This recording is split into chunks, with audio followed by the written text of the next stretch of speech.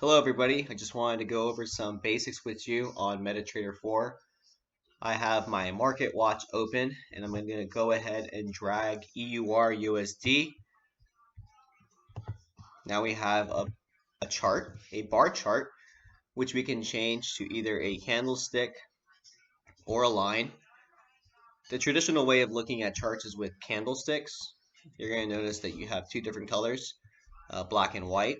So now, if you go and you do your homework, if this is your first time looking into anything related to Forex trading, there are two types of candles. You have bull candles, which open low and close high, and bear candles, which open high and close low. You'll notice that on both candles, the low are both on the bottom, and the highs are both on the top. So the only difference is where the open is located as opposed to the close. So a simple way to imagine it is that bulls ram their head up and bears claw their way down. Okay, that's just how I envision it and help me remember the difference when I was first learning. Now, you will also notice that there are another color variation to candles, typically white and black, with bull candles being white and bear candles being black. So if we look on some pictures on the internet, we see here when there's an increase in price, there's typically a lot of bull candles, and when there's a decrease in price, there's typically a lot of bear candles.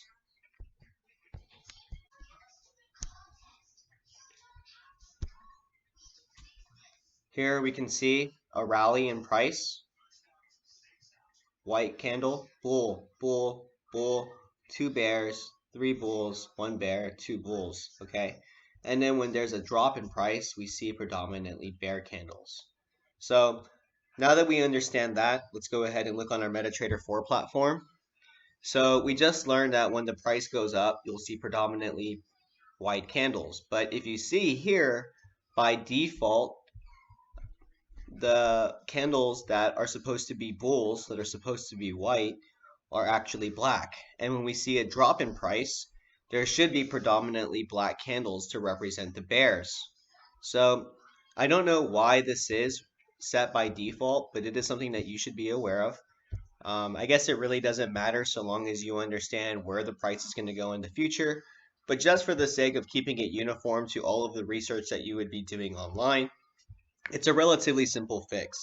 You just right click on the chart, you go to properties, you select bull candle and just turn it to white, and select bear candle and turn it to black. Okay? You can go ahead and save this template for the future if you'd like. I'm going to just go ahead and save the time and not do that right now. So you're going to notice on all these candles that there are these lines on the bottom and the top. These are known as wicks. They're also known as shadows. And they represent the low that the price achieved and then also the high that the price achieved. Okay?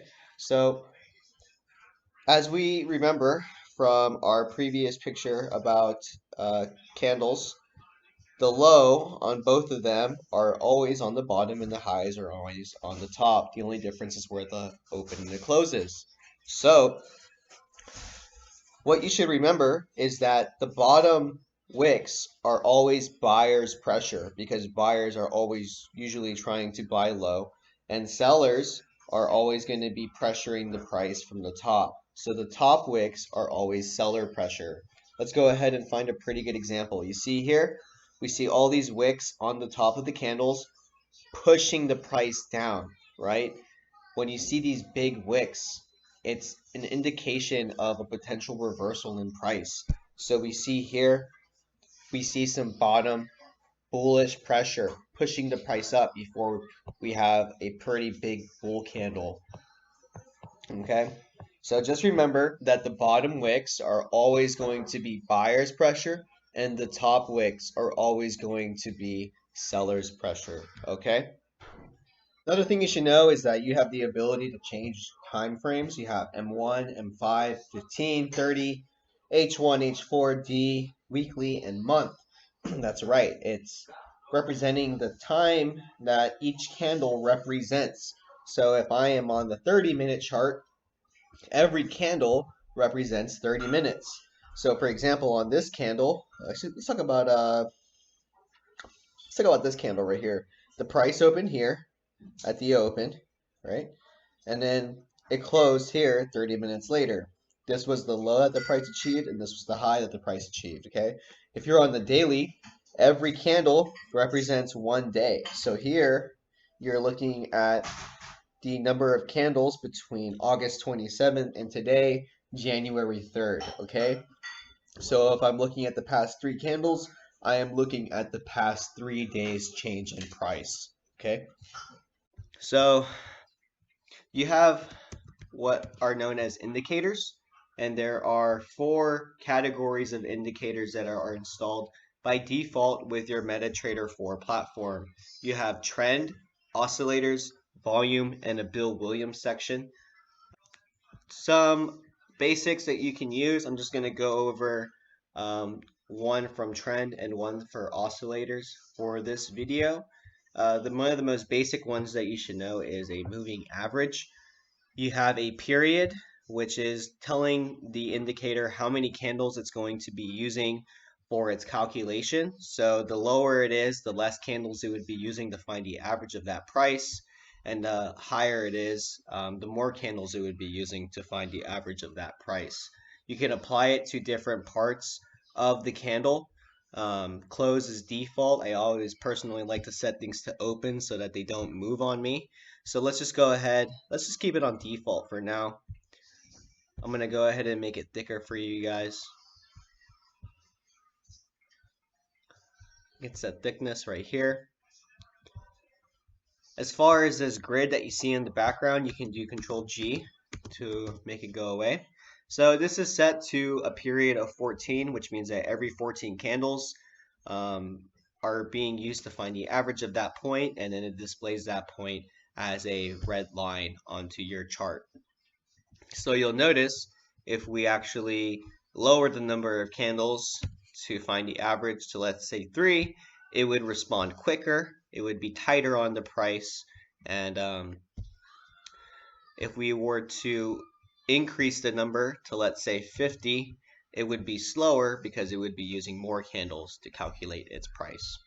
Now, let's move on to one oscillator, and then we'll call it done for the day on this video.